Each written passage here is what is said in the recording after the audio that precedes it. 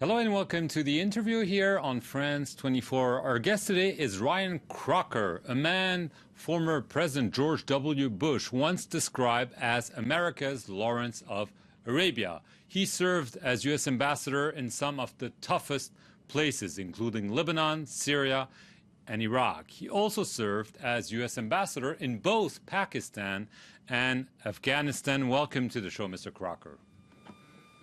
Thank you for having me, Mark. Well, Afghanistan is once again in the news, depressing news, I should add. We've seen a raft of dreadful terrorist attacks perpetrated by the Taliban and the local branch of ISIS, especially striking the capital, Kabul, leaving hundreds of dead people. And this begs the question, after 16 years of war, the longest war ever fought by America, is the end in sight, or is this really going to be even worse? Well, Mark, it's a complex situation, as you know. I think we knew early on that this might be a swift victory for us on the field of battle, but that there were other forces that we would have to deal with for some time to come. And I think that's what we're seeing now. The Taliban is resurgent, and to an important degree, they've switched tactics to go for massive car bomb attacks, as we saw with the ambulance that delivered the explosives. So it's a resilient enemy. I think we just have to understand that, this is going to take time. To exert a little bit of strategic patience and keep going. But how can you say keep going? I mean, over $1 trillion spent 16 years, more patience. Obviously, something has to change because everything that's been tried has not worked. Mark, something did change. If you listen to President Trump when he explained what his policy in Afghanistan was going to be. He said it would be now an issue of conditions and not of calendars. That's a pretty important statement because up until that point, actually up until President Obama's last year in office, it had been about calendars. That we had an enemy that thought he could wait us out, and we had allies who were very concerned we would head for the exits, as we did after the defeat of the Soviets in the late 1980s. So that's an important change. I think the president got his Afghanistan-Pakistan policy half right. The Afghan part of it he got right. Unfortunately, the other half he got wrong, and if you're half right in that region, you may turn out to be dead wrong. Go ahead. Yeah, we'll get to the other half you're alluding to, but first in Pakistan, I mean, obviously he delivered his State of the Union speech, but at the same time, the White House issued a new policy for the region, and essentially saying that U.S. commanders in the region would have the resources and the authorities to go after safe havens in Afghanistan and in Pakistan. And as you said, there are no time limits anymore. Basically, it's a kind of open-ended war. Well, most wars are. They don't tend to follow scripts. They certainly don't in the post-Cold War world. But again, this is an important position. Again, that he got half right. I do not think he got the Pakistan part right at all. I'm in the unique position of having been, as you noted, ambassador to both countries. So I've got some perspectives on how things work or don't work in them both. The Pakistanis remember something most Americans never knew, that we had walked out of Afghanistan once before, again, after the Soviet defeat. That left them facing a completely predictable civil war that was a danger to their own security. The Taliban emerged, the Pakistanis backed them, and then we got 9/11, and America is back. The Pakistani strategic logic up until this point has been, hey, we're glad you're back. We're going to take as much as we can while the going is good, because we know you're going to walk out again. So yeah, we in Pakistan are hedging our bets. That's why what the president said about Afghanistan, conditions not calendars, was so important. But what he should then have said to the Pakistanis is, look, you're worried about us leaving? We are not leaving.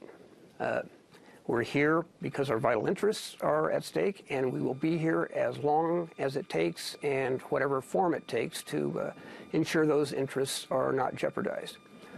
The second point the president, I think, should have said is, oh, and by the way, remember that drone strike on Mohammed Akhtar Mansour that we went public about? The head of the Taliban. Well, we're going to keep doing that. The head of the Taliban. We're going to keep doing that. Whenever or wherever we find a Taliban leader in Pakistan, we're going to drill him. But isn't this again?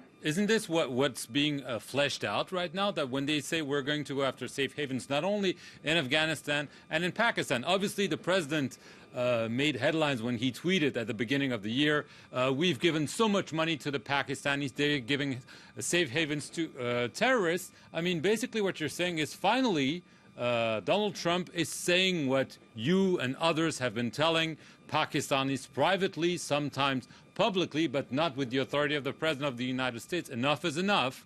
You should not be duplicit enough.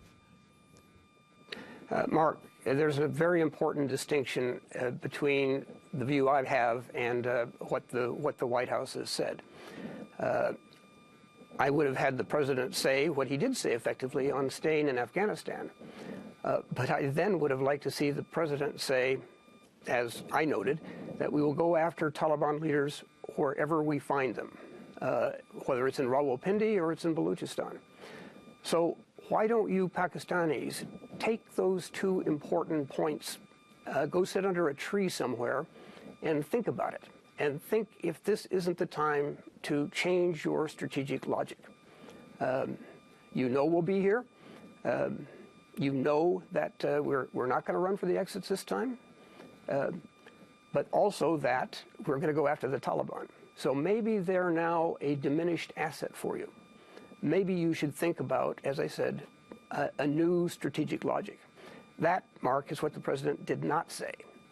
So this looks as purely punitive.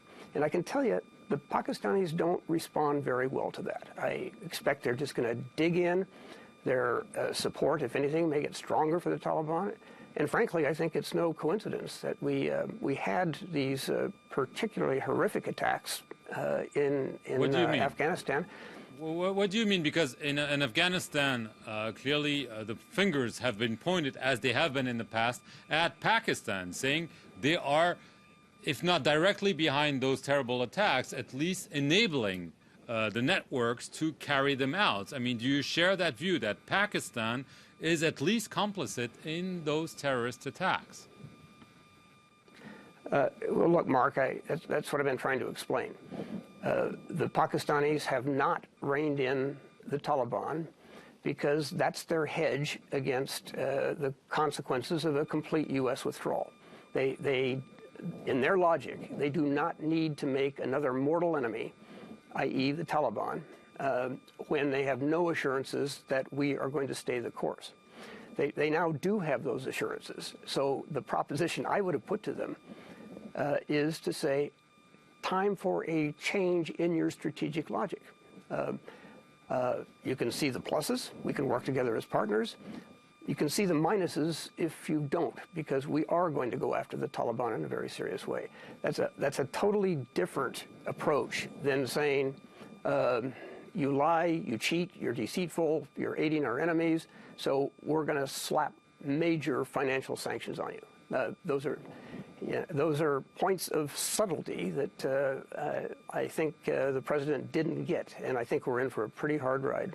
Right. In terms of the diplomatic side, some Trump administration officials before the last wave of attacks had said that talks with the Taliban were clearly an option. You think that this is still an option, or that, first of all, they should be attacked militarily, maybe further weakened, or do you think this is now the time to talk to them and try to find a political solution and maybe save Afghanistan from becoming a failed state again?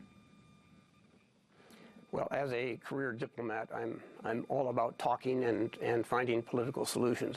But clearly, this is not the time to do it. The Taliban is increasing the lethality of its attacks. They think they're on a roll. We have now basically declared Pakistan an adversary. The Pakistanis would need to be on board to get the Taliban to the table, and to get them to the table in a frame of mind where they might finally be willing to compromise. We are nowhere near that. In fact, we've gone in the wrong direction because of the policy toward Pakistan the president made clear. Right. Just the last word. Do you fear that the state in Afghanistan could collapse? President Ghani recently told U.S. media that if the U.S. was to leave, the army would collapse within 6 months, which seems incredible given the amount of treasury that was put into training the military in Afghanistan by the U.S. and its allies. I mean, is there a risk that Afghanistan could collapse? Well, I think President Ghani's point was, if we go, that might very well happen. Again, we need to be clear. We're there to stay. We will stay as long as it takes, and we will stay there with whatever force it takes. So, you know, that's the important point here. If we walk out, as we walked out in the 1980s, the end of the 1980s, after the Soviets were defeated, we set the stage for a chain of events that eventually led to 9/11. So we've seen this movie. We don't need to see it again. We need to stay where we are, do what needs to be done with our NATO allies. I would add, they play a very significant part in this. And above all, we need to work to a different place with the Pakistanis on our relationship with them. If we can do that with Pakistan, then you might see some significant changes for the better. The way we're proceeding now, it's not going to get better. Okay, Ryan Crocker, thank you very much for joining us from Princeton University in New Jersey, where you're a diplomat in residence. And thank you very much for watching this edition of The Interview on France 24.